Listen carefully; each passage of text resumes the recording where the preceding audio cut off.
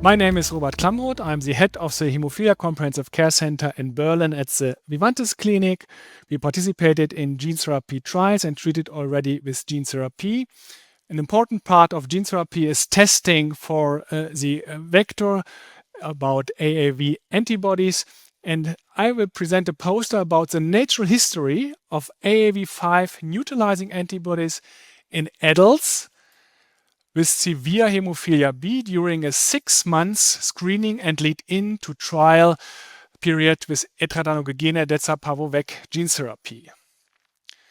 You all know that testing for binding or neutralizing antibodies to adeno-associated viruses is part of the laboratory assessment of people with haemophilia, considering AAV-based gene therapy.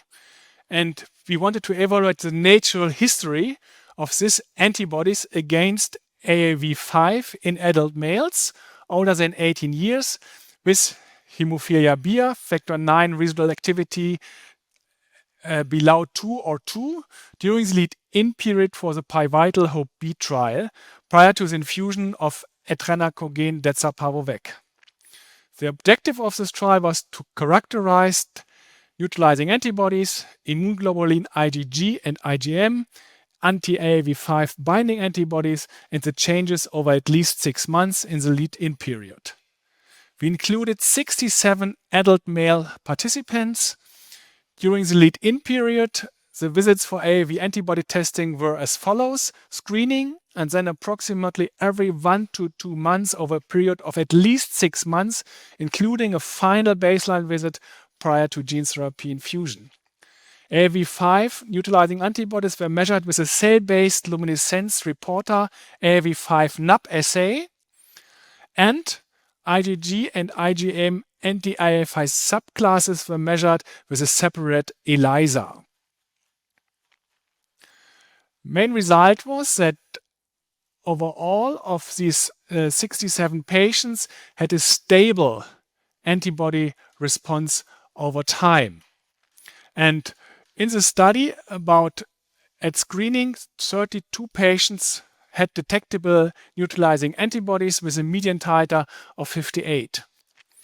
The median duration of the data collection was 240 days, and there was a good correlation between NAPs, neutralizing antibodies, and AAV IgM.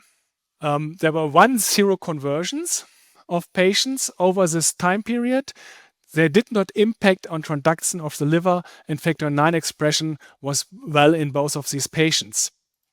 So in conclusion, during a 6 months lead-in period of the HOPE-B trial in adult males with severe or moderately severe haemophilia B, neutralizing antibody levels were stable over a median lead-in period of 240 days. Anti-AAV5 NAPs and total IgG antibodies were highly correlated. Seroconversions were infrequent and did not impact transduction of the liver. Prior to the treatment with etranacogene dezaparvovec, patients should be assessed for the titer of pre-existing neutralizing AAV5 antibodies.